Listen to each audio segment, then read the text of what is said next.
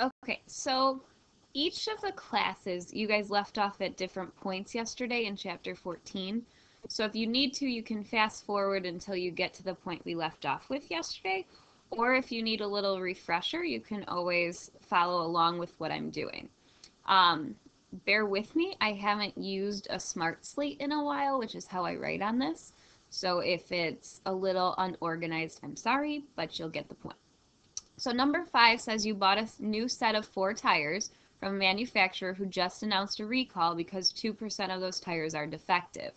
What's the probability that at least one of yours is defective?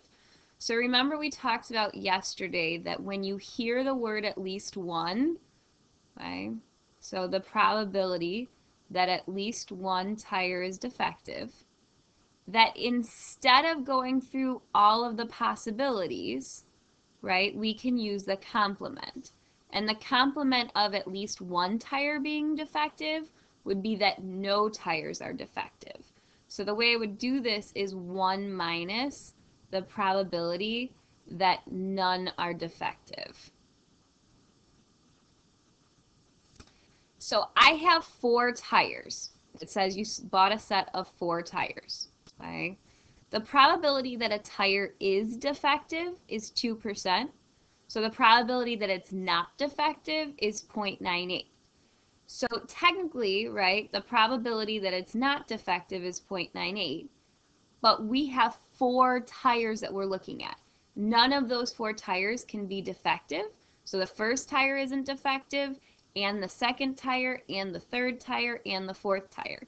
So I can write out 0.98 times itself 4 times, or I can just do 0.98 to the 4th power. So what I'm going to do is 1 minus 0.98 to the 4th power. So when I put that in my calculator, I get 0.078. So that's my probability. So let's look at number 6. For a sales promotion, the manufacturer places winning symbols under the caps of 10% of all Pepsi bottles. You buy a 6-pack. What's the probability that you win something? So we're looking for the probability that we win something. So that means, right, you have 6 bottles of Pepsi. You could win on 1, you could win on 2, 3, 4, 5, or all 6 bottles. So winning something, right, is winning at least 1. So again, instead of thinking about all those options, this is another case where the complement of winning something, right, is winning nothing. So I can do 1 minus the probability that I win nothing. So again, here it says that you win 10% of the time. So not winning would happen 90% of the time, or 0.9. Since I have 6 bottles, winning nothing would mean that all 6 were not winners. So that's 0.9 to the 6th power. So I do 1 minus that. So 1 minus 0.9 to the 6th power is 0.469. So let's look at number 7. Here it says American Cross says 45% of the U.S. population is type O, 40% type A, 11% type B, and the rest type AB. So someone volunteers to give blood. What's the probability that this owner has type AB blood?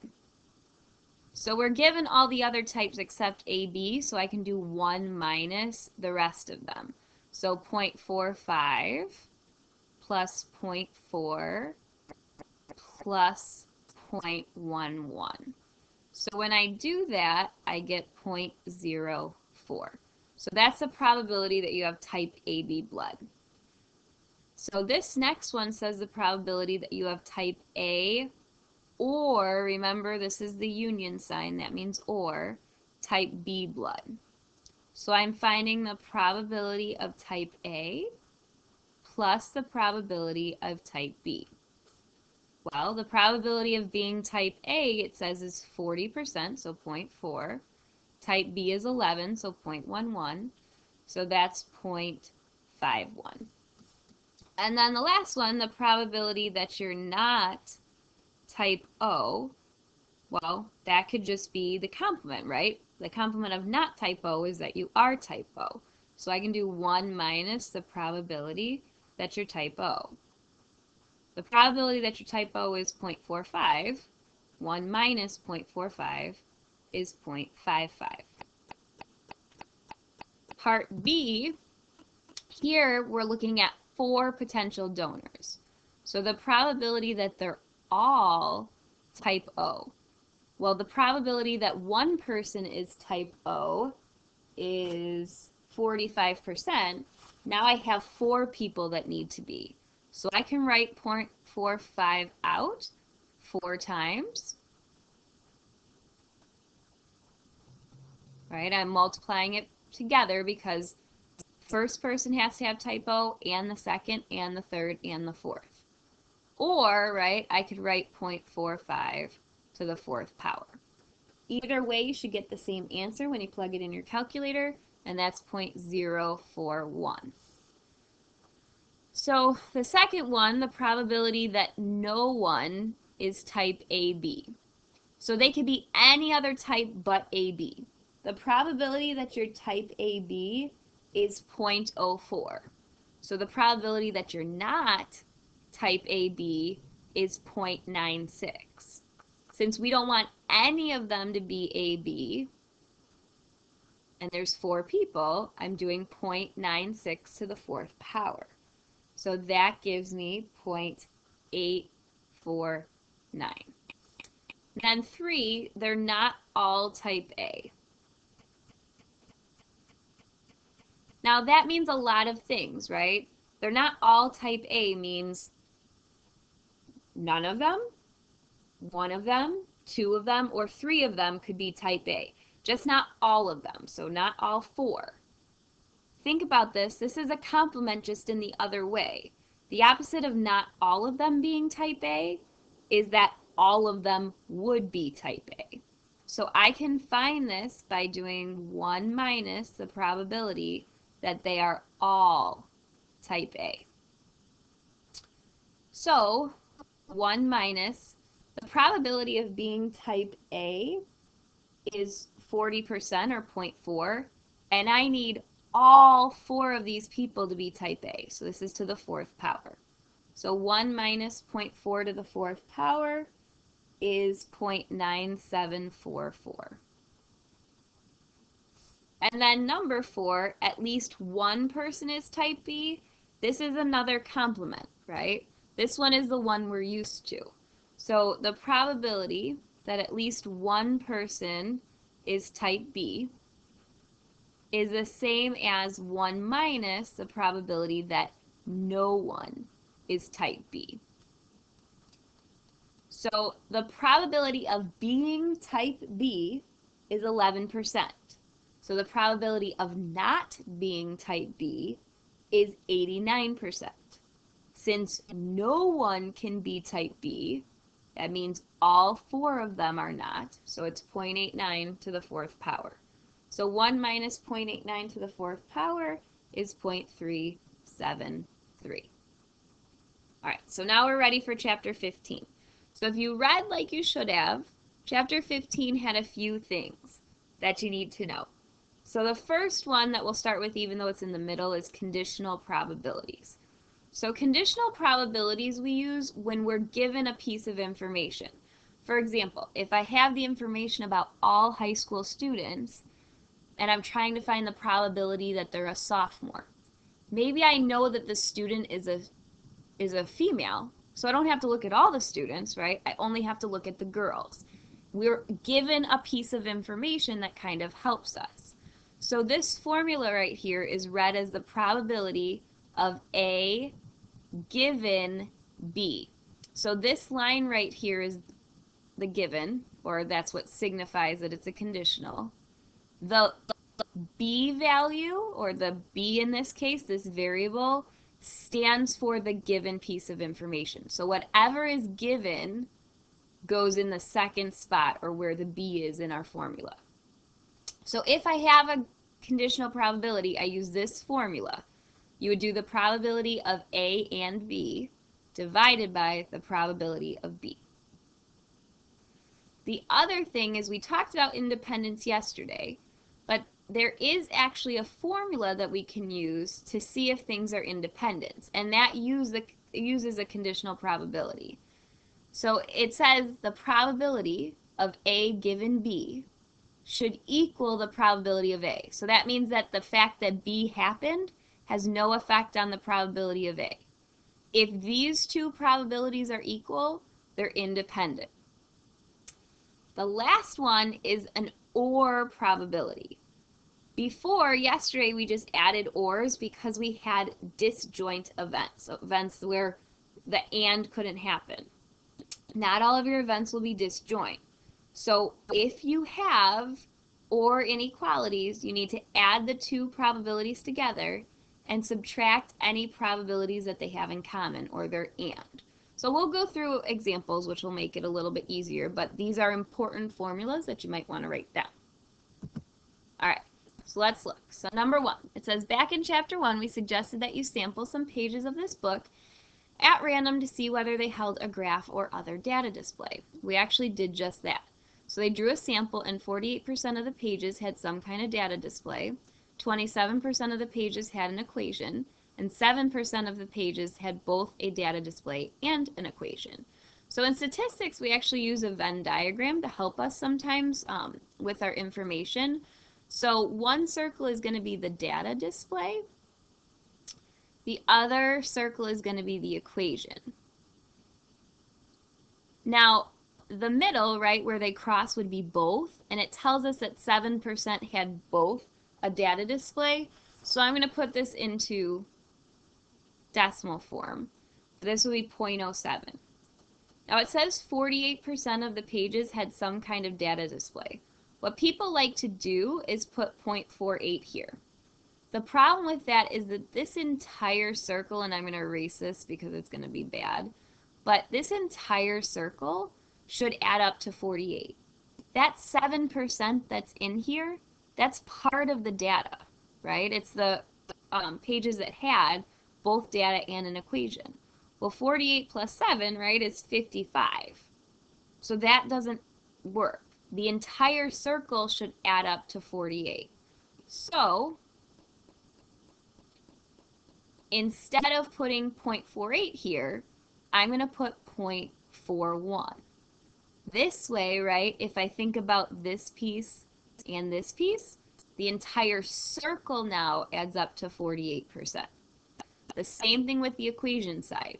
If the entire circle should add up to 27%, we've already used 7 in here. So that's an additional 20%. Now if I add these together, that doesn't add up to 1. Well, because there will be some pages that don't have either, right? They don't have an equation or a data display. So what I do with that value is I just put it on the outside of the circle. So 0.41 plus 0.07 plus 0.2, right? That's 68%. So 32% is still left over. So that means 32% of those pages had neither. So that's how you fill out a Venn diagram. So we can use the Venn diagram to help us. So if I look,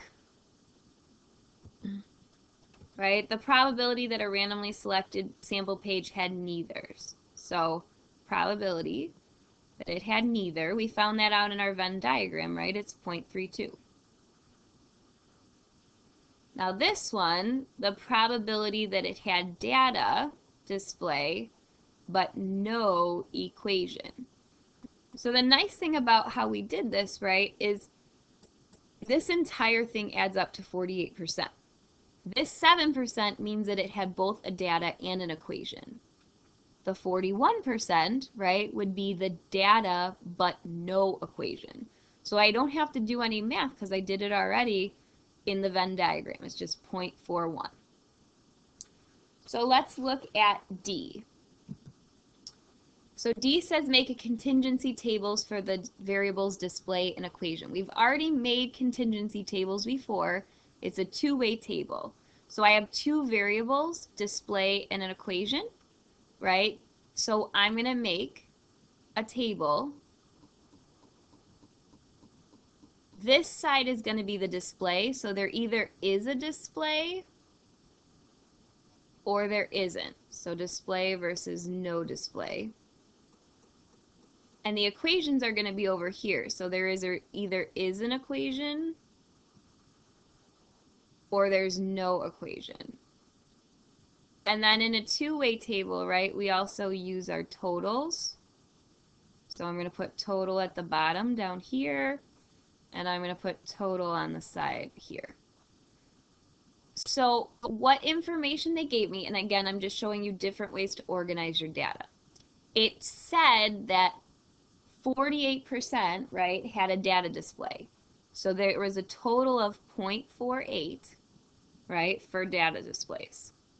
They also told me that 27% of the pages had an equation. So I go to equation row, and that's total of 0.27.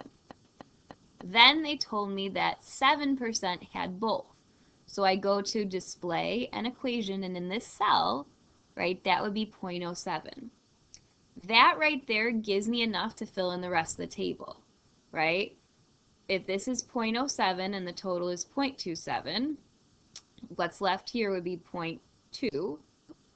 Vertically, right, what would be left here would be 0.41. Now here, I know that, right, all probabilities are out of 1. So if 0.48 or 48% had a display, that means that 52% didn't, right? Here, if 27% had an equation, that means that 73%, sorry, did not. And now all I have to do, right, is fill in this missing piece, which I could just take 0.52 minus 0.20, which is 0.32. So now I have another way to organize it. So let's look at E. This says, what's the probability that a randomly selected sample page with an equation also had a data display? So what they just told me is extra information. They're saying that they know that the page already has an equation. That is a given. So it's saying, given that the page had an equation on it, what's the probability that it also had a data display? So this is a conditional probability. So I am finding the probability that it had a data display given that we know it already had an equation on it. So what I'm going to do is I'm going to look back at that formula. It's the probability of A and B. So it had a display, and in the, this is an intersection or an upside down U, that means and, equation over the probability of the given, so of the second piece, so of equation. So the probability of display and equation, well, just look at the graph, right? Display, equation, these are both yeses, that's 0.07. The probability of an equation, go to equation, look it over there, the total for equation is 0.27. So I'm taking 0.07 divided by 0.27. 0.07 divided by 0.27 is 0.259. So now F, are having an equation and having a data display disjoint events? Remember,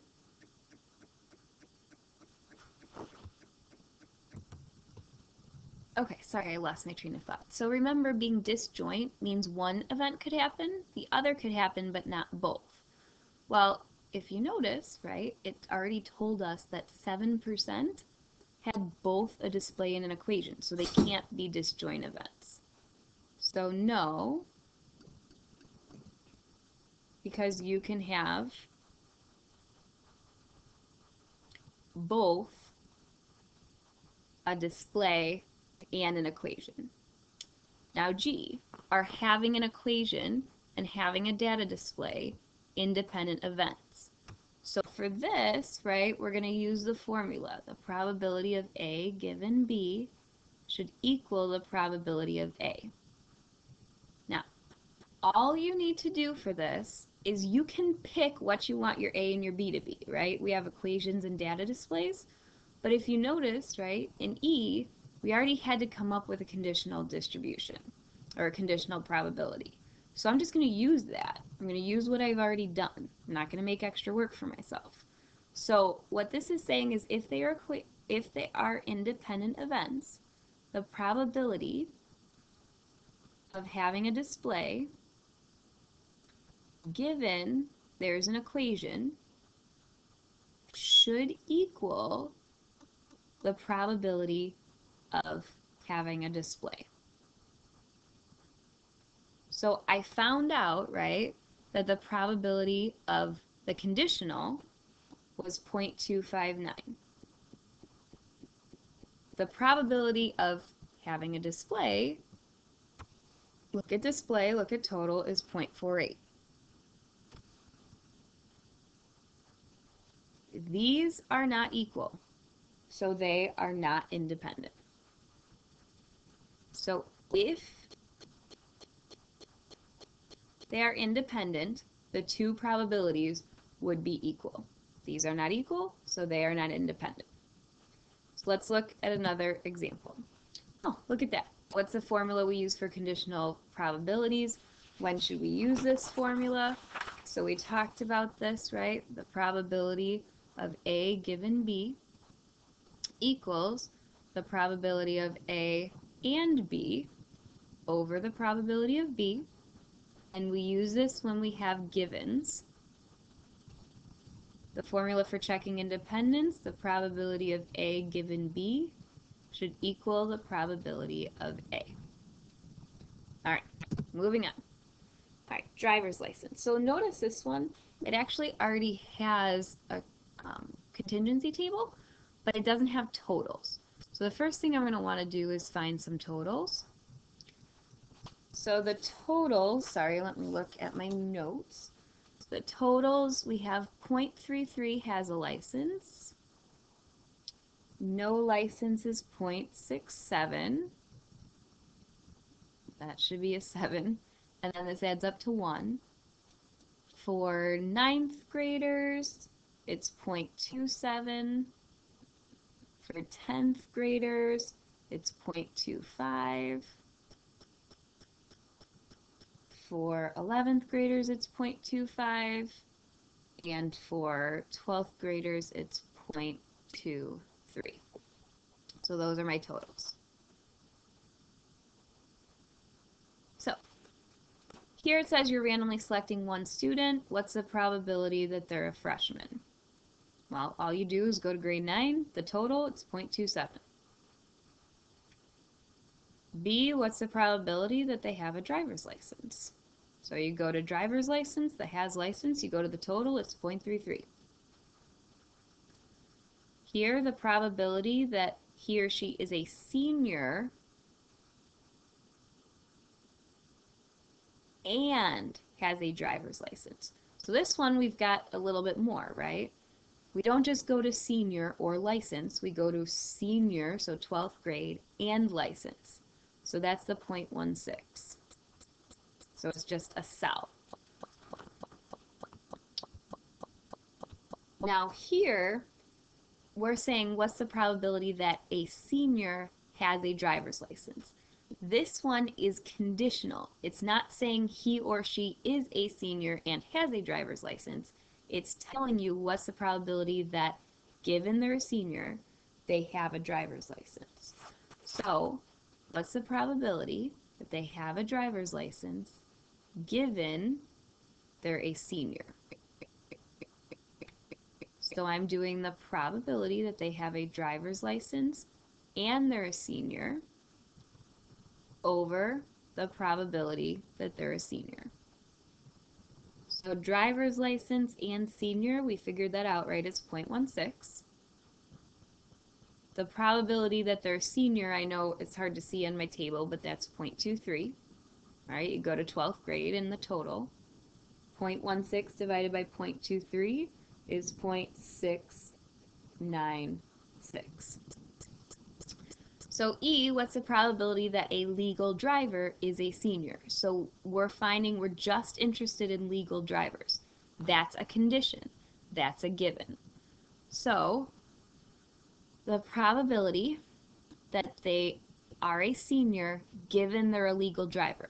So this is the opposite, right, of what I did before. It's what's the probability that they're a senior given that they're a legal driver, they have their driver's license.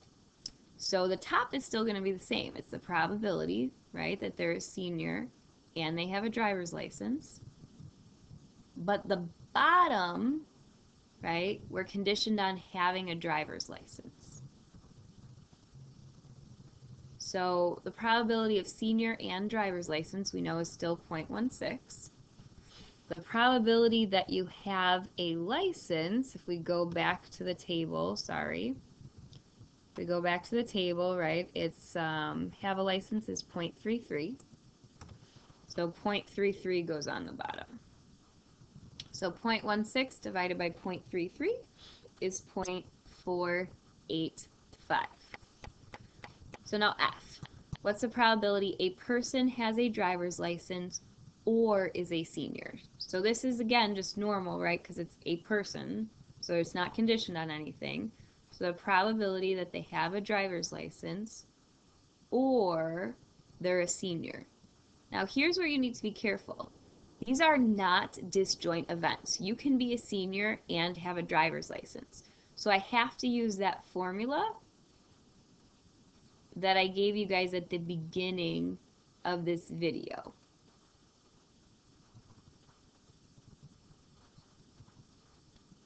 Sorry, I have to write that. So I'm going to find the probability of being or having a driver's license. We'll do that as the first one. So the probability of having a driver's license is 0.33 plus the probability that you're a senior. So the probability that you're a senior is 0.23.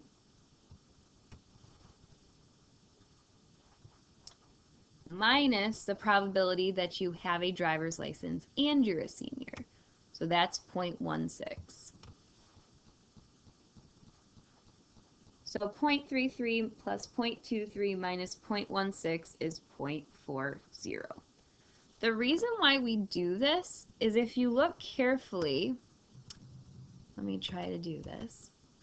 What we're doing, right, is we're finding the total of people who have a license. Sorry, that's uneven, but you get the idea. Then you're looking at the probability of people who are seniors. Ooh.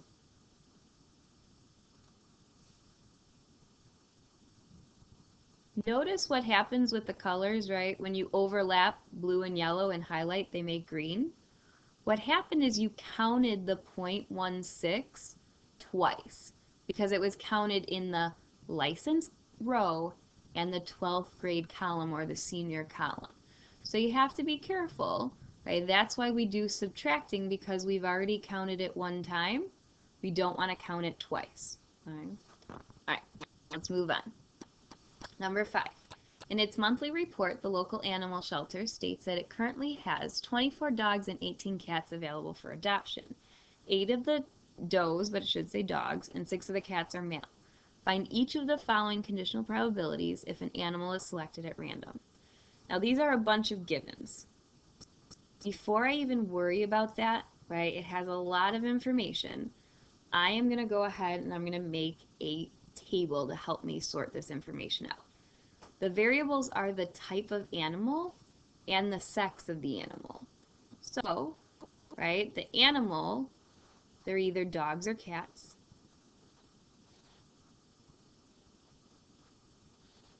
And I'm going to have a total. Sorry, I'm starting to lean.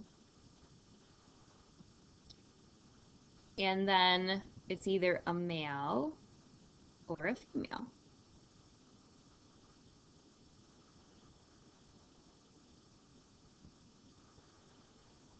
And then I need a total here. So it says that, right, there are 24 dogs, so the total dogs is 24. 18 cats, so there's 18 cats. So that means that there is a total of 42 animals. It says 8 of the dogs, so 8 dogs are male. 6 cats are male. So that means that there are 14 males altogether, right? And then I can figure out these columns doing subtraction. 24 minus 8 is 12. 16, wow. 18 minus 6 is 12. And 42 minus 14 is 28. Now notice, these are dealing with raw numbers. They're not dealing with percentages, okay? So here, find the probability that the pet is male given that it's a cat. So we're finding the probability that the pet is a male given that it's a cat. So what I'm going to do is kind of just look at the table. I know that it's a cat, so I'm not interested in the total, right? I'm just interested in the cats. I'm given that it's a cat, so I'm literally just looking at the cat column, right? So technically, we're doing the probability. Let me undo the highlight so I have that for later. So I'm doing the probability that it's male and cat over the probability that it's a cat. I'm not going to go ahead and do all of these probabilities. I know that it's going to be out of 18 because we're only looking at cats. And there's 6 male cats. So it's 6 over 18. 6 over 18 is 0.33. So the next one, find the probability that the pet is a cat given that it's female. So we are only looking, the given is that it's females, right? So we are only looking at the female row. So, again, let me undo that. So I am finding the probability that it's a cat and female over the probability that it's female. So again, instead of going with all of the probabilities, right, if I know I'm only looking at females, it's out of 28. And there are 12 cats that are also female. So 12 female cats. 12 out of 28 is 0.429. Now the last one, what's the probability that the pet is female given that it's a dog? So this time, right, we're only looking at dogs. So we're only looking at this column. So the probability that it's female and dog over the probability that it's a dog. Well, there are 24 dogs and 16 of them are female. 16 over 24 is 0.67. And there's more conditional probabilities. All right. So, the Titanic problem. This one I'm going to help you with the contingency table. And then what I'm going to do is I'm going to give you the answers to these problems, but I want you to try them on your own. And I know it's kind of hard for me to check, right, without me being there, but you guys are the ones who need the practice. So, I'll help you with the contingency table. So, they're looking at who survived the Titanic and their gender. So one area is going to be with they survived or if they didn't. So survived, didn't. So I'm just going to put no. And then we have a total. And then we have male and female and total.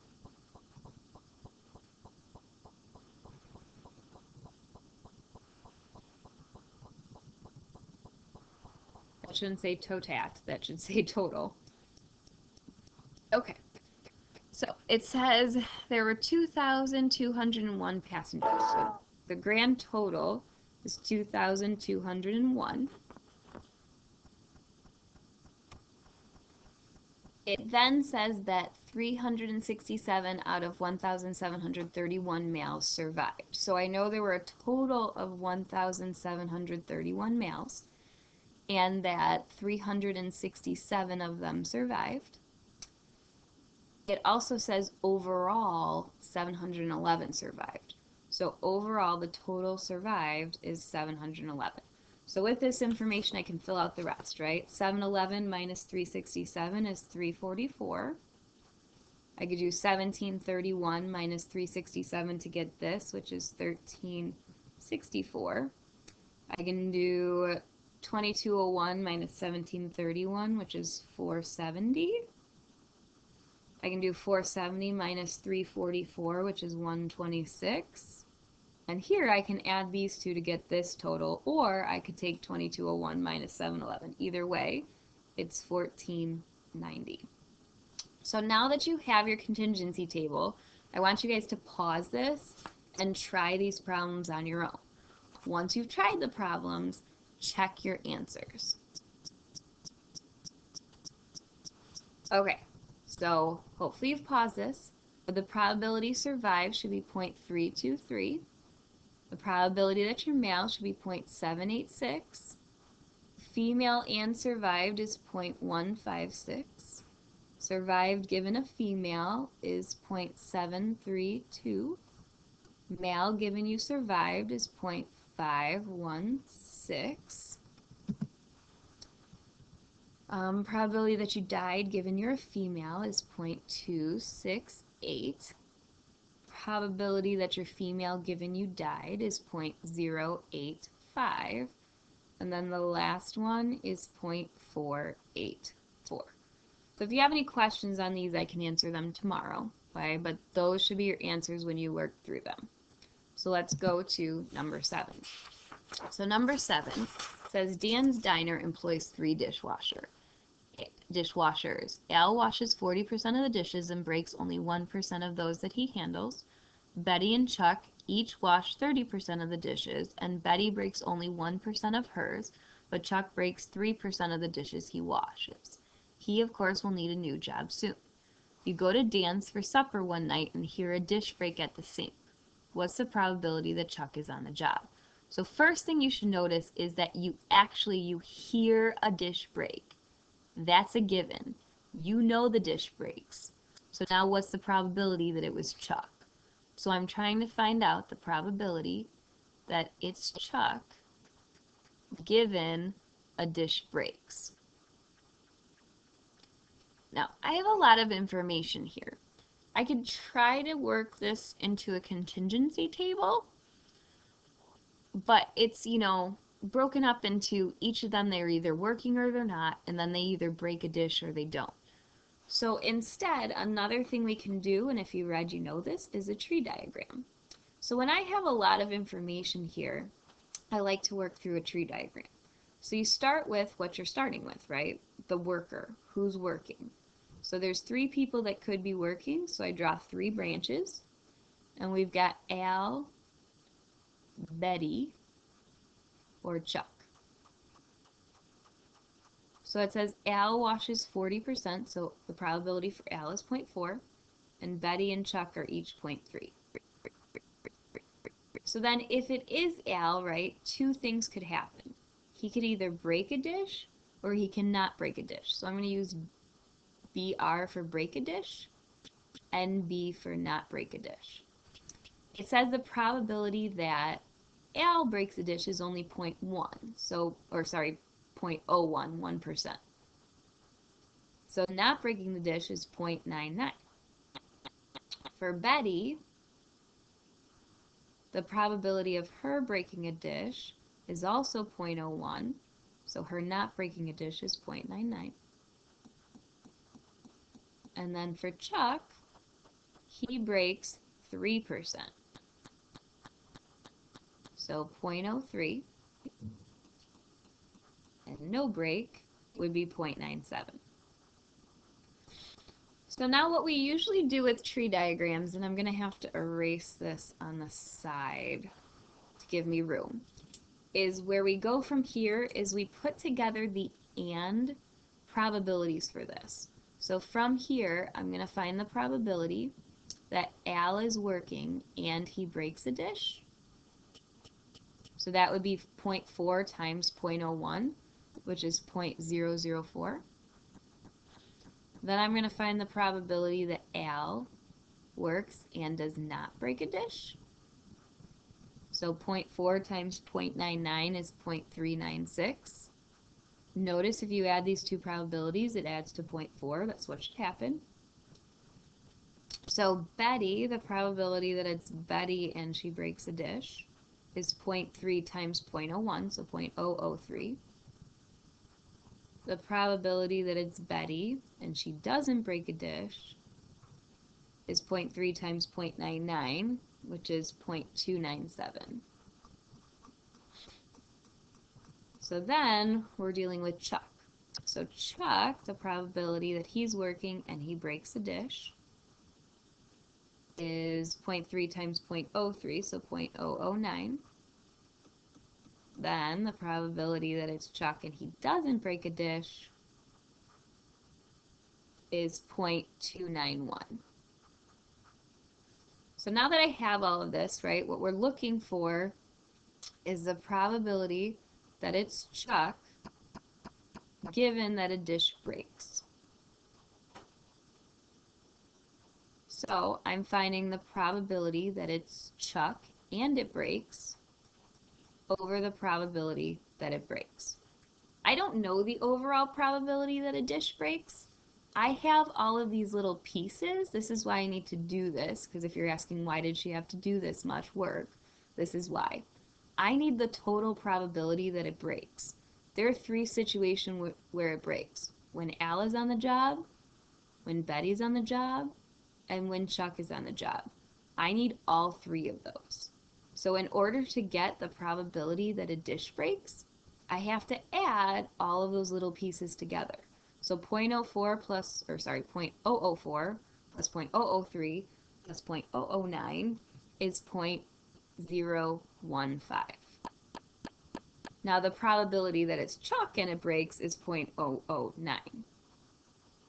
So 0.009 divided by 0.005 is 0.467. So the probability that it's Chuck, given that the plate breaks, is 0.467. All right, one more. Number 8. A company manufacturing electronic components for home entertainment systems buy electronic connectors from 3 suppliers. The company prefers to use supplier A because only 1% of the connectors proved to be defective, but supplier A can only deliver 70% of the connectors needed. The company also must purchase connectors from 2 other suppliers, 20% from supplier B and the rest from supplier C. The rates of defective connectors from B and C are 2% and 4% respectively. You buy one of these components, and when you try to use it, you find the connector is defective. What's the probability that your component came from supplier A? So this is another situation where there's a lot of information, and it's almost like in pieces, right? The first piece is who you get this component from, supplier A, B, or C, and then the next component is, are they broken or not? So we start again, right, with 3 pieces. We have supplier A, which delivers 70%, so 0.7. Supplier B delivers 0.2, which means supplier C delivers 0.1. And then once you get stuff from supplier A, it can either be defective or not defective. So I'm going to use D and ND. So D, it says 1% of the supplier connectors are defective. That's 0.01. So 0.99 are okay. From supplier B, 2% are defective. So defective would be 0.02. Not defective would be 0.98. And then supplier C, right, it says 4%. So 0.04 would be defective. 0.96 would be not defective. So then I'm going to find the AND probabilities. So from supplier A and defective, that's 0.007 or 007. Probability of A and not defective is 0.693. Probability of supplier B and defective is 0.2 times 0.02, so 0.004. The probability of B and not defective is 0.2 times 0.98, which is 0.196. Supplier C and defective is 0.1 times 0.04, so 0.004. And then supplier C and not defective. So that is 0.46, or sorry, 0.1 times 0.96 is 0.096. All right, so I have all of this information. So what I'm going to do is find my probability. It says you know that the connector is defective. That's your given. What's the probability that it came from supplier A? So what's the probability that it came from supplier A given the fact that it's defective? So you're finding the probability of A and defective over the probability of defective. So again, the reason why I make this tree diagram is I have lots of little pieces, right, that I need to put together. So the defective ones can come from A, or they could come from B, or they could come from C. Add those all together, and that's what gives us our total defective connectors. So when I add those together, I get 0.015. And then A and defective is 0.007. So 0.007 over 0.015 is 0.467. So the probability that is from supplier A, given that it's defective, is 0.467. And I will tell you that I'm dumb, and I looked at number 8 for number 7. So let's fix this. So for number 7, 0.004 plus 0.003 plus 0.009. This is a problem. You guys can't stop me if I'm on video. This is 0.016. 0.009 divided by 0.016 is 0.563. Okay. I will go over anything you guys have questions on tomorrow. Okay? But this is chapter 15. So now you've gone through all of chapter 14 and all of chapter 15. I know it's a lot of information, but it just takes practice. I'll see you guys tomorrow.